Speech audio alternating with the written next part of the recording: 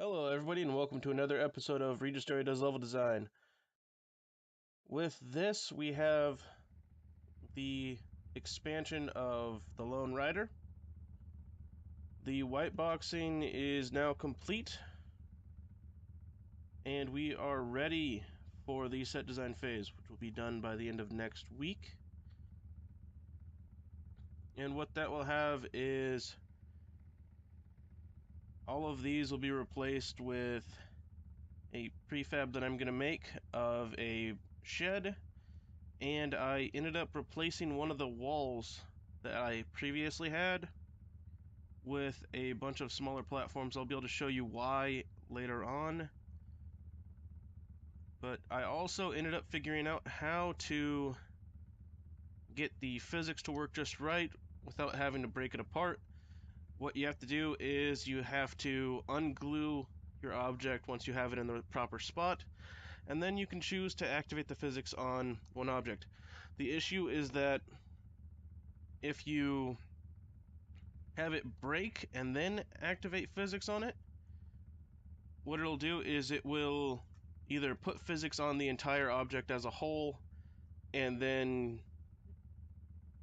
once you break it apart, it will actually decide that it needs to turn the physics back off, which is unfortunate, but at the same time, it's a relatively simple fix.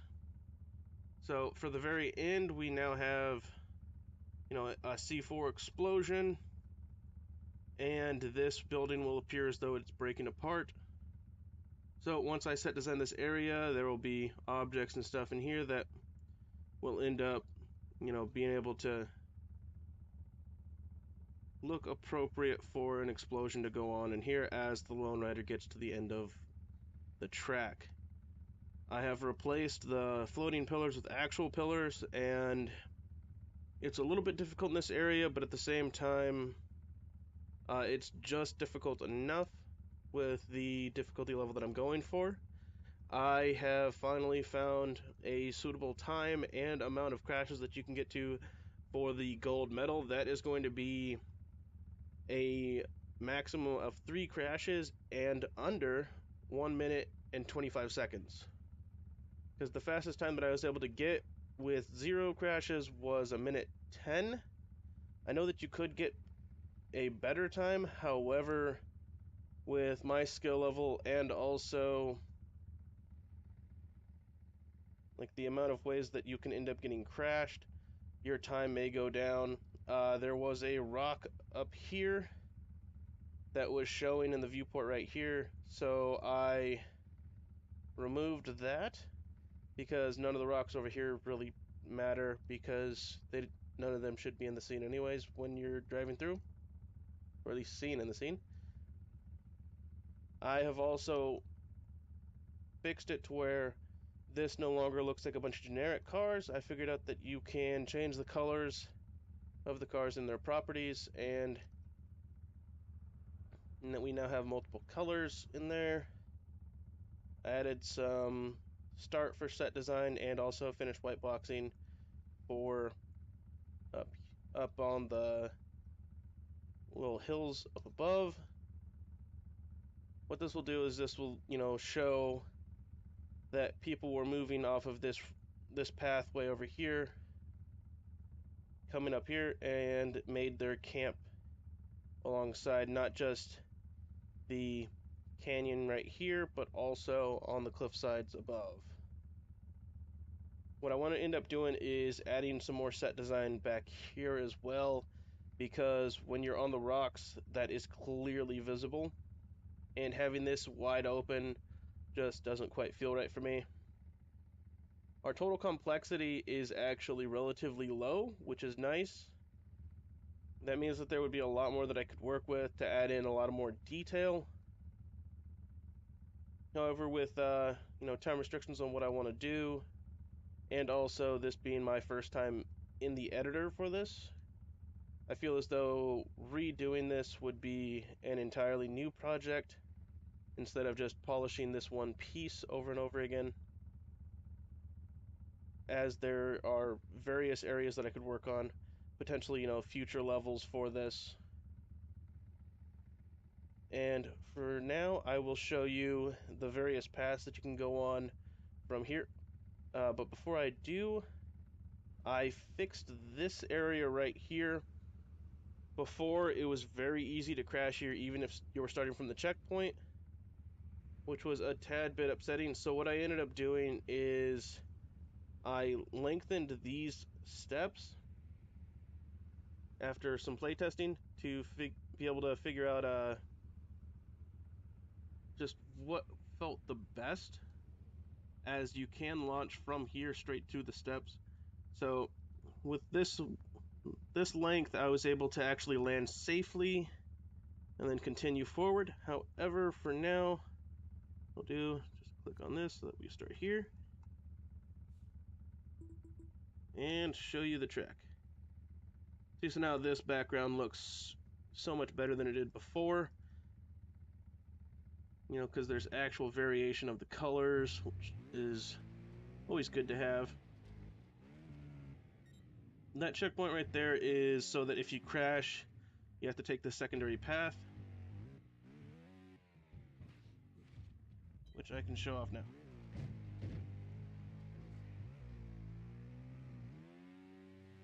Now, I tried to get it as close as possible to where if you take one path, you have to go through that gauntlet of horrible. Those walls are actually going to be a lot easier to pass through later once I get the new models in.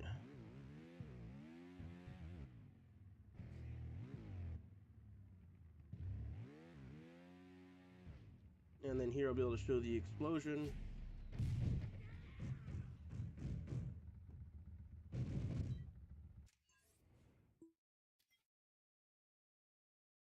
And once again, there is no force being applied by this explosion.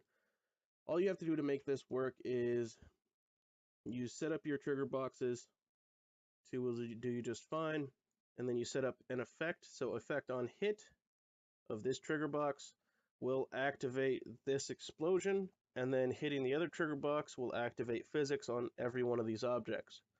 So what that means is as soon as the explosion happens, all these objects will just fall on their own, and because there's a little bit of Z fighting in these objects, they actually throw themselves away from each other, which creates the effect of an explosion.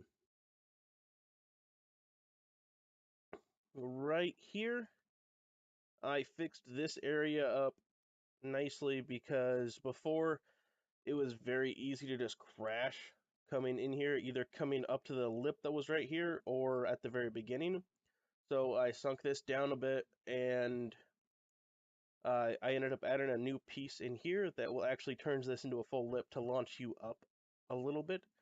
You can still crash if you land on this lip rung, however, it will mitigate some of the potential issues that you could have. And then for all these walls that I have in place at the moment, all these are placeholders. However, the effects can stay, because all this is activate physics on this object when you hit this trigger box. Which means that realistically, what I could do, and it'll be easier to show it, is I could just slowly waltz up and hit the trigger box, and the objects will just fall over. However, if you just drive right through, it gives you the impression as though you are actually breaking through the wall.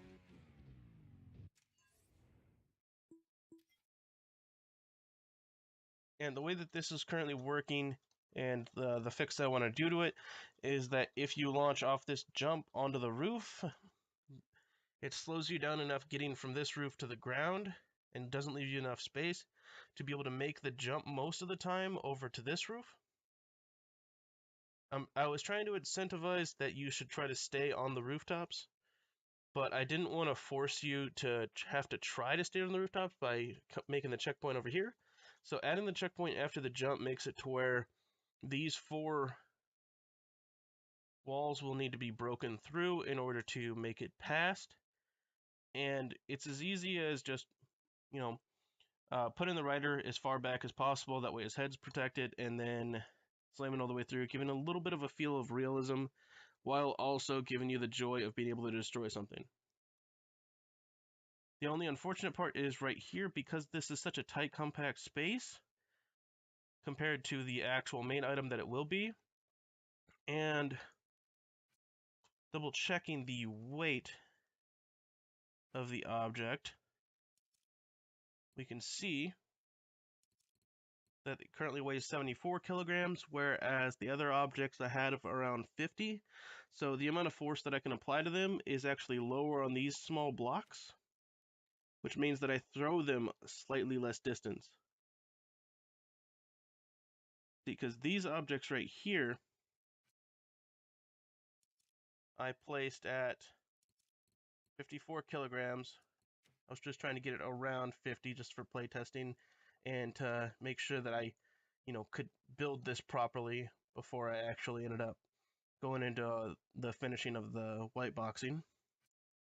So the actual weight of the object without anything is 250 kilograms, which is very painful because hitting the object, it wouldn't go flying.